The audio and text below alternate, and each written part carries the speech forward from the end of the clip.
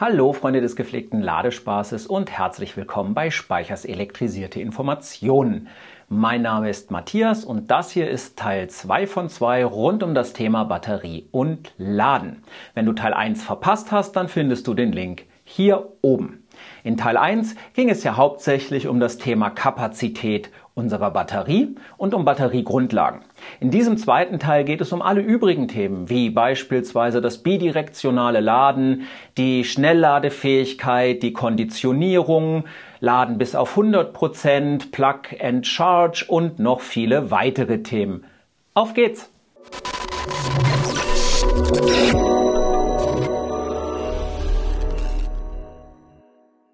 Bevor wir jetzt in das Video starten, ein paar Infos vorab. Die meisten Informationen in diesem Video habe ich direkt von Škoda, als ich sie in Mladá Boleslav besucht habe. Nichtsdestotrotz sind auch immer eigene Informationen zur Anreicherung von mir mit dabei. Was in diesem Video, genauso wie im ersten Teil, wenig zur Geltung kommt, ist meine eigene Meinung. Die hat aber in dem Informationsvideo nichts verloren, denn ich bin ja im Prinzip nur der Bote, der euch die Nachrichten überbringt. Zudem nimmt Škoda dieses Video auch ab. Ich brauche also eine Freigabe dafür und darum entspricht es auch dem Inhalt, den Škoda an euch weiter kommunizieren möchte. Bin ich deswegen mit allem, was Škoda sagt und macht, einverstanden und finde es toll? Nein, mitnichten. Wer dem Kanal schon länger folgt, weiß, dass ich selten meine eigene Meinung und meine eigene Bewertung verstecke. Und das tue ich auch nicht. Aber dafür mache ich dann entsprechend andere Videos. Und jetzt geht's los.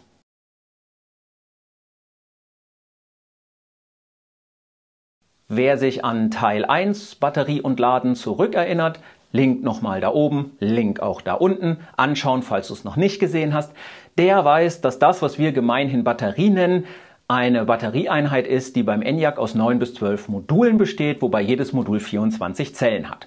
Diese Zellen kommen von entsprechend 2 Zulieferern und die liefern aber nicht die einzelnen Zellen, sondern die liefern die fertigen Module. Sagen wir einfach mal Zulieferer A und Zulieferer B.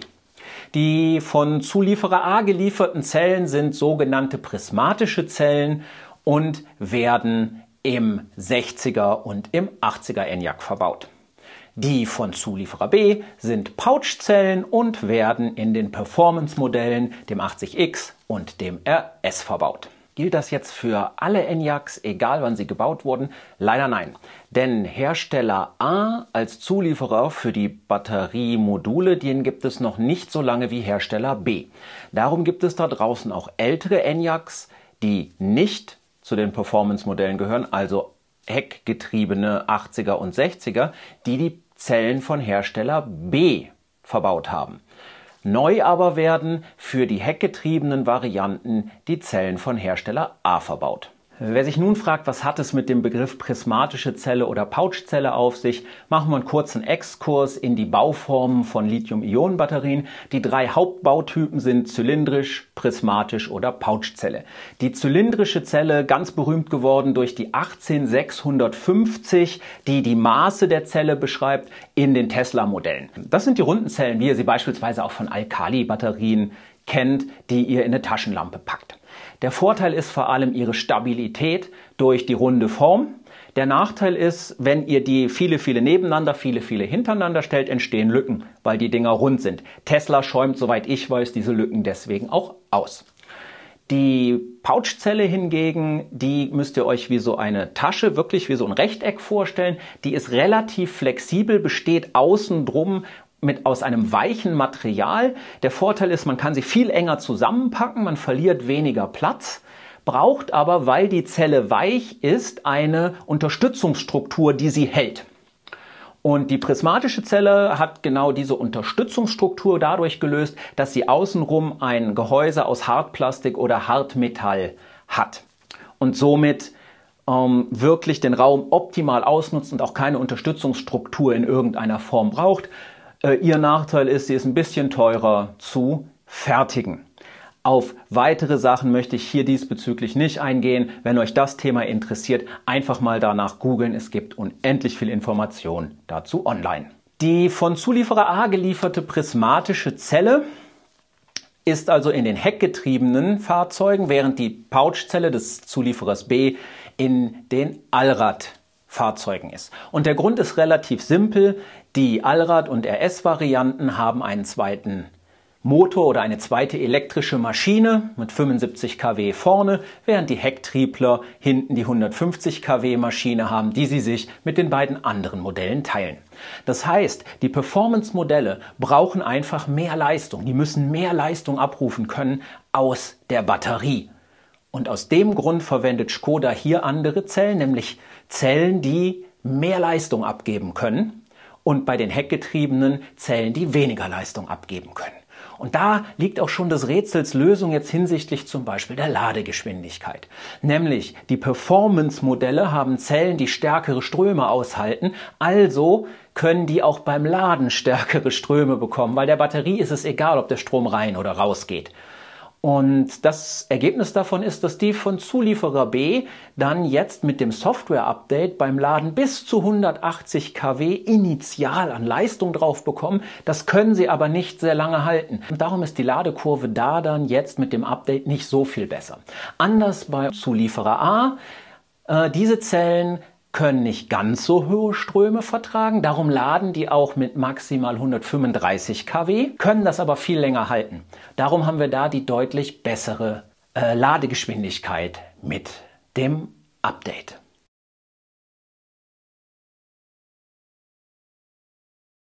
Orakel, Orakel, sag mir, was die Zukunft bringt. Welche Batterien werden wir in unseren Autos haben? Da kann man natürlich keine pauschale Antwort geben. Sicher ist, Škoda arbeitet eng mit seinen Batterielieferanten zusammen und beobachtet dort natürlich auch entsprechende Prototypen und Neuerfindungen. Sei es die Natrium-Ionen-Batterie, sei es die Feststoffbatterie oder auch Solid-State-Batterie und seien es Weiterentwicklungen bei den Lithium-Batterien. Derzeit wird die Lithium-Batterie noch stark verbessert und jede neue Generation ist besser als die zuvor. Das heißt, vor allem steigt natürlich die Energiedichte. Das heißt, ich habe mehr Kilometer bei gleichem Gewicht, weil einfach mehr Energie in eine Zelle hineingeht. Und auf der anderen Seite sind auch die Schnellladekapazitäten von diesen Batterien noch nicht ausgeschöpft. Also schnelleres Laden ist auch da möglich. Von daher werden wir sicher noch über eine längere Zeit bei Lithium-Ionen-Batterien bleiben. Klar, dass sich die Chemie der Batterie ändern wird, dass sich hier Verschiebungen ergeben. Aber letzthin, die Lithium-Batterie wird noch länger bleiben. Was auch noch ganz wichtig dabei zu verstehen ist, nur weil irgendein Hersteller verkündet, er hat einen neuen Prototypen fertig, ist das Ding A noch lange nicht serienreif und B erst recht noch nicht in einem Auto drin. Denn so ein Zulieferer wie CATL oder LG Chem muss ja die Batterie auch erstmal in Serie serientauglich fertigen können, und zwar so, wie wir sie in Autos brauchen. Ein Beispiel: Die Batterie kann super sein, wenn sie aber zum Beispiel empfindlich auf Stöße ist, kannst du die nicht in ein Auto einbauen. Wenn der Hersteller der Batterie die dann wirklich serienreif hat, dann muss der eine Produktion dafür aufbauen, wo er die fertigt. Das braucht auch wieder Zeit.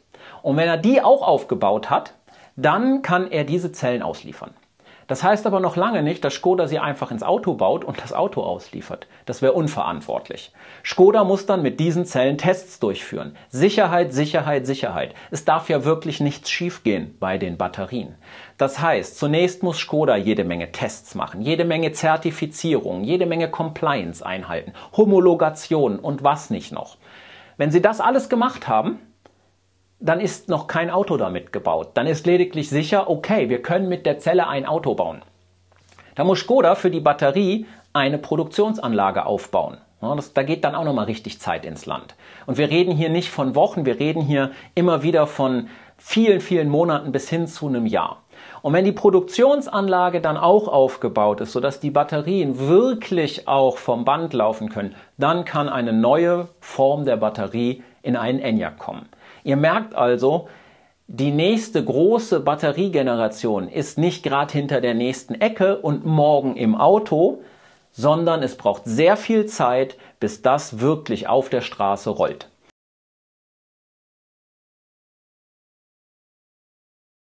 Wird die Schnellladeleistung der Batterien nach dem ME3-Update noch weiter erhöht, ist auch eine Frage, die ganz oft kommt.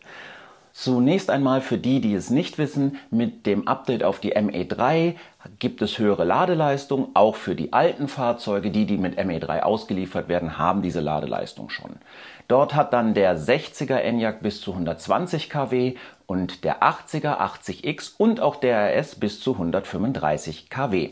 Das sind die Werte, die euch Škoda unter den optimalen Ladebedingungen garantiert. Sprich, der SOC ist niedrig genug und die Temperatur der Batterie im optimalen Bereich. Höhere Ladeleistungen, die wir auch in der Praxis schon gesehen haben bei ME3-Fahrzeugen, sind möglich, aber nicht garantiert. Es kommt dabei aber auch darauf an, welche Hersteller die Batterien zugeliefert haben für euren Enyaq. Habt ihr die, und jetzt denken wir nochmal an das zurück, was ich eben gesagt habe über die Batterietypen, von Hersteller A verbaut, dann werdet ihr in der Praxis von deren 7 Minuten schnellerem Laden profitieren, also 10 auf 80% in 29 Minuten. Dort werdet ihr in der Praxis bis zu 145 kW sehen, statt 135, wenn denn alles optimal stimmt. Habt ihr die von Hersteller B verbaut, dann werdet ihr diese hohen Ladepeaks bis 175, teilweise bis 180 kW sehen, die aber nicht lang gehalten werden kann, wie ich es auch schon erklärt habe. Und hier profitiert ihr dann von ungefähr 2 Minuten schnellerem Laden, aber nicht von diesen 7 Minuten. Wichtig dabei ist, dass in eurem Enyaq, wenn es ein 60er oder ein 80er mit Hecktrieb ist, auch die Batterien von Hersteller B drin sein können. Das heißt, wenn ihr einen älteren Enyaq habt, kann es sein, dass ihr trotzdem nicht in 29 Minuten laden werdet. Alle neueren heckgetriebenen Enyaqs hingegen haben die Batterien von Hersteller A und dementsprechend auch diese schnellere Ladekurve. Wenn das in Zukunft noch stärker oder erweitert werden soll, dann nur auf Basis von fundierten Daten, von Erfahrungen. Stand heute gibt es dazu keine Aussage von Škoda, ob das noch mehr wird. Sicher ist einfach das, was mit dem nächsten Update kommt. Und eben hier nochmal der Verweis, oder es gibt halt 2 unterschiedliche Batterien. Das habe ich anfangs ja schon erklärt. Und darum kann die eine wirklich nur bis 135 kW und die andere geht an der Säule auch manchmal bis 180. Und nochmal ganz wichtig, damit das einfach dazu erwähnt ist, das sind die Maximalleistungen, die erreicht man nur unter bestimmten Umständen. Vergesst niemals dabei, es ist immer abhängig von der Temperatur der Batterie, dass die in einem optimalen Bereich ist und von eurem State of Charge, sprich, dass die Batterie leer genug ist. Nur dann könnt ihr die maximale Ladeleistung erreichen. Und da das 2 Werte sind, kann man auch nicht einfach irgendwas hier annehmen, sondern es kommt immer auf beide Werte an. Ein ganz niedriger SOC, da kommt man auch schnell an die maximale Ladeleistung, wenn es ein bisschen kälter draußen ist. Funktioniert einwandfrei. Oder umgekehrt, die Batterie hat vielleicht noch, sagen wir mal, 20% drin, aber der Batterie ist im Sommer richtig warm, dann kommt er vielleicht auch noch an die maximale Leistung. Also es ist ein Zusammenspiel dieser beiden Komponenten, aber ganz einfach, wenn ihr mit 60% SOC und einer 10 Grad warmen Batterie an die Ladesäule fahrt, dann wird da niemals die maximale Ladeleistung rauskommen. Das bitte nicht vergessen.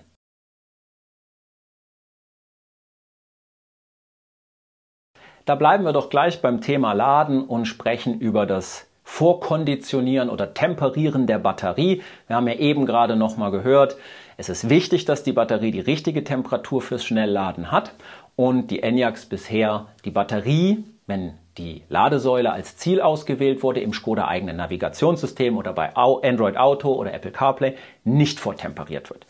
Das ist korrekt. Wird es in Zukunft anders sein? Ja, aber nicht mit dem ME3-Update, sondern mit einem späteren Update. Dann gilt, wenn ihr mit dem Škoda eigenen Navigationssystem navigiert und eine Ladesäule als Zwischenziel oder als Endziel auswählt, dann wird die Batterie entsprechend vortemperiert oder konditioniert, damit sie optimal warm ist, um zu laden.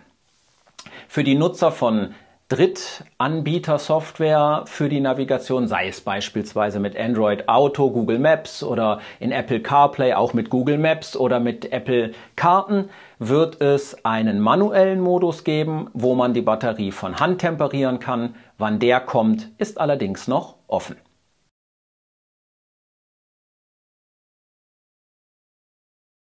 Plug and Charge, also das Laden an einer Ladesäule, ohne dass man sich mit einer Ladekarte, einem Ladechip oder am Smartphone Autorisieren muss, ist etwas, das wünschen sich viele Kunden, weil dann wird das Laden fast so einfach wie tanken.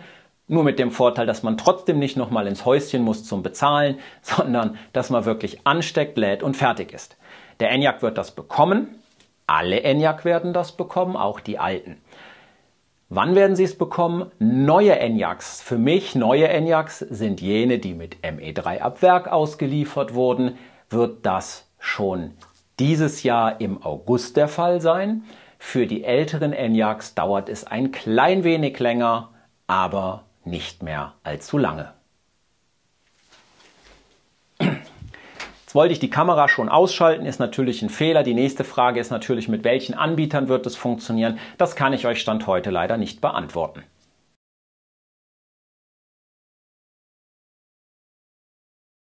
Diese Frage wird so oft gestellt und auch genauso oft so beantwortet, wie sie gestellt wird. Warum sollte ich auf 100% erst kurz vor der Abfahrt laden? Und die Antwort lautet, ja, du solltest das erst kurz vor der Abfahrt erreichen, also die 100%, um die Batterie zu schonen. Darf man deswegen nicht am Vorabend, bevor man in die Ferien fährt, die Batterie schon auf 100% laden? Doch, natürlich darf man das. Das ist überhaupt kein Problem. Es ist auch kein Problem, wenn ihr den Enyaq mal, sagen wir mal, 2 Tage vorher auf 100% ladet. Wann wird das Ganze zum Problem? Wenn ihr das sehr oft macht. Darum ist die Empfehlung hier ja auch im Alltag auf 80% zu laden. Das Laden auf 100% reduziert einfach die Anzahl an Zyklen, die er laden kann, also führt zu einer schnelleren Degradation. Es kommt also auf die Menge an und nicht auf den Zeitpunkt. Das stimmt nicht so ganz, was man auch nicht machen sollte. Man sollte nicht auf 100% laden und den Enyaq dann über eine Woche oder länger stehen lassen. Das ist auch nicht besonders gut für die Batterie.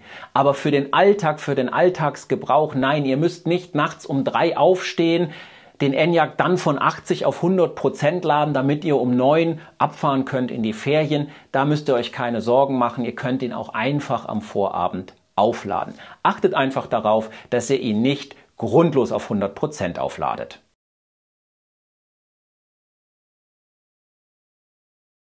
Ein häufig aufkommendes Thema ist das bidirektionale Laden. Beim bidirektionalen Laden geht es darum, dass der Strom nicht nur im Auto genutzt werden kann, sondern der Strom der Batterie vom Auto auch wieder nach außen gegeben werden kann. Sei es, wie es beim Ioniq 5 oder EV6 ist, mit so einem zusätzlichen Adapter. Oder natürlich auch Vehicle to Home, Vehicle to Grid, dass der Strom eben ans Haus abgegeben werden kann, gerade spannend auch in Kombination mit einer Photovoltaikanlage oder eben auch gleich ans Stromnetz. An dieser Stelle hier im Video war ein 8-minütiger Inhalt zum bidirektionalen Laden, der allerdings von Škoda so nicht abgenommen wurde und sie haben mich gebeten, ihn aus dem Video zu streichen. Die Gründe sind für mich nachvollziehbar und darum bin ich dieser Bitte auch nachgekommen, nicht auch zuletzt, damit ich hier den Kontakt zu Škoda aufrechterhalten kann. Nicht vergessen, in diesen Infovideos bin ich nur der Bote für die Nachrichten von Škoda. Das bidirektionale Laden wird definitiv kommen für den Enyaq und Škoda hat auch direkt dazu gesagt, sie werden mit mir dazu ein separates Video machen und mich dann wirklich mit Inhalten versorgen. Bis es soweit ist es das Einzige, was ich euch jetzt hier dazu sagen kann. Ich weiß, ich sehe jetzt in sehr viele enttäuschte Gesichter. Es tut mir leid, aber ich kann es nicht ändern. Dieses Video, genauso wie auch im ersten Teil, ist in Zusammenarbeit mit Informationen von Škoda entstanden und auch von Škoda freigegeben worden. Nichtsdestotrotz ist natürlich hier auch eigenes Wissen von mir, eigene Informationen, die ich selbst recherchiert habe in diesem Video. Von daher kann auch das ein oder andere einfach falsch sein. Dann schreibt mir das doch unten in die Kommentare. Sachliche Kritik finde ich gut und für entsprechendes Feedback bin ich jederzeit offen. Wenn dir das Video gefallen hat, dann lass mir doch einen Daumen nach oben da. Und wenn du gerade schon da bist, dann würde ich mich ganz besonders über ein Abo des Kanals freuen. Für dich ist das gratis und für mich ein enormes Zeichen der Wertschätzung und zudem erhöht es auch die Reichweite meiner Videos und so wird diese Enyaq-Community nur noch größer. Wenn deine Unterstützung noch ein wenig weitergeht, dann findest du unten in der Videobeschreibung einen PayPal-Link für eine Spende oder nutze dafür das Thanks von YouTube. Natürlich wie immer vollkommen freiwillig. Ich freue mich genauso über einen Kommentar von dir, über ein Abo oder den Daumen nach oben. Im Gegenzug Auf diesem Kanal ist die Werbung drastisch reduziert, es gibt keine sogenannten Midrolls, alle Videos lassen sich an einem Stück durchschauen und irgendwelche Overlays, die gibt es auch nicht. Und auch nur sehr selten sind Sponsoren bei mir platziert. Und dann hoffe ich, dass wir uns im nächsten Video wiedersehen und bis dahin bleib energiegeladen.